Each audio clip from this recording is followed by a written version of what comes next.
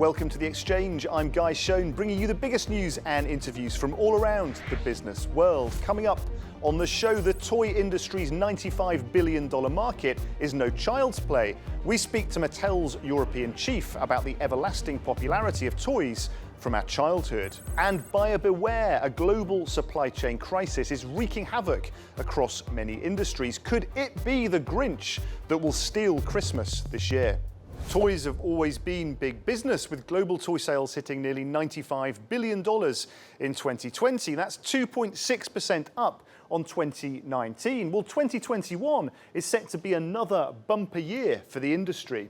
Sales jumped up 15% in the first half of this year alone. More than a quarter of toy revenue comes from kidults, which describes people between the ages of 19 and 29 who are boosting sales with their purchasing power. One of these trends shaping the future of the toy sector is increasing demand for more traditional toys. The word traditional means different things to different age groups, whether it's the train sets of the 1970s or Transformers from the 80s. Increasing numbers of kidults are rejecting digital experiences and reconnecting with physical play. Well, with the holiday season just around the corner, millions of us are busy getting ready. Our reporter Emily Wither went to London to see how one of the world's best-loved toy stores is gearing up for Christmas. Has the pandemic changed the way we play? Well, there's probably no better place to find out than at the oldest and arguably one of the most famous toy stores in the world, Hamleys, here in central London. And it's perhaps not unsurprising that in times of uncertainty, many of us are craving the familiar and reaching for more traditional toys. And it seems adults are getting more involved too. It's a marshmallow world in the winter. Christmas is in full swing at Hamleys, which also means it's the busiest shopping season of the year. The shop's senior buyer, Joe Toome, tells us that trends this year show shoppers are reaching for more traditional toys. It's very interesting how trends are coming back. You'll see things on our top 10 Christmas list this year that we had on our Christmas list when we were younger. So, you know, Lego, Barbie, Pokemon, so they're just these kind of strong brands that have continued over the years and going from strength to strength. And I think definitely the pandemic has evoked that kind of nostalgia. For example, Joe says half of Lego is now bought by adults. Traditional games that bring families together are also surging in popularity this year. I think I've just found that we've had more time to play like a lengthy game of Monopoly, and there's like a history thing there, I suppose, for us as adults. We played Monopoly as kids, and so that's quite nice. Now we have time to give it a go. These shopping habits are a big win for brands, making sure much-loved toys and games aren't just for Christmas, but for every generation of the family. Well, the rising kidult trend is undoubtedly good news for manufacturers like the toy giant Mattel. The maker of household favourites like Barbie and He-Man has seen a bumper year of earnings despite supply chain challenges. Well, joining us on The Exchange from London is Sanjay Luthra, the Managing Director of Mattel for Europe, Middle East and Africa. He's also the chairman of the Toy Industries of Europe. Sanjay, how is Mattel then capitalising on the kidult trend? We're all kids at heart. Toys are for everyone, and we see consumers turning to our kind of evergreen beloved brands from their own childhood, such as Hot Wheels, Barbie, Polly Pocket, Scrabble, to enjoy again as adults or share with their own families their experiences.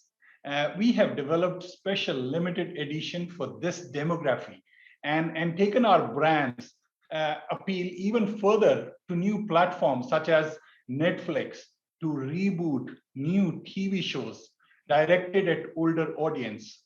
A great example is Master of the Universe. This was my favorite growing up too. And how about online gaming? How can toy makers keep traditional or physical toys relevant in this digital age? Actually, we use digital gaming as part of our success. Uno, in partnership with Ubisoft.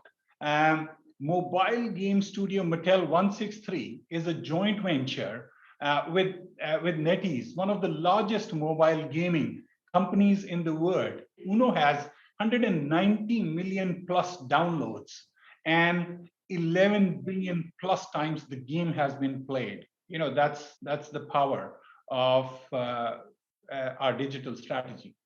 Thanks, Sanjay. The supply chain disruption caused by the COVID-19 pandemic is wreaking havoc for many industries, including the toy sector. The backlog of shipments, the lack of space at ports, and the shortage of truck drivers are all making companies and customers nervous about not receiving products in time. John Bolsch joins us now from the UK, the publisher and managing director of Toy World magazine. So, John, is the supply chain crisis likely to leave kids without toys this year? Well, you're right in that it has been a huge, huge challenge, not just for the toy industry. So inevitably, stores have been working really hard. Toy companies have been working really hard to get as much product from factories into stores as possible. No panic, there will be toys. But if your child, if your son, your daughter, or your grandson or granddaughter wants a particular type of product, now is the time to be saying to yourself, if I see it, I'll grab it, and then they'll be happy at Christmas. A top tip. Thank you, John. Now it's time for our regular feature, Biz in 60 Seconds. Start the clock. The European Union's Economic and Financial Affairs Council, or ECOFIN, gathers in Brussels for its final meeting of the year. Last month, the Council and the Parliament reached an agreement on the bloc's budget for 2022. The plan sets total commitments and payments at a combined 340 billion euros, focusing on economic recovery and fighting climate change. The Reserve Bank of India announces its interest rate decision. The country's inflation rate has come in line with the central bank's target for several months, showing it's in a more favourable position than its peers facing inflationary risks to keep interest rates steady for now. And Canadian apparel maker Lululemon Athletica reports its third quarter earnings. The continuing trend for wearing workout clothes everywhere has given the company a boost. Based on its current forecast, the firm is on track to beat its 2023 revenue target by the end of this year. So, traditional toys, it seems, are staging a comeback. Whether it's for mental health benefits or just a hobby, brands have realised that toys are not just for kids, tapping into an innate need in children and adults alike. In such a digital world, then, physical play is increasingly good for business. Well, that's all we have time for on this edition of the show. Thanks for watching. Please do check out euronews.com for all your latest business news, and join us again next time on The Exchange.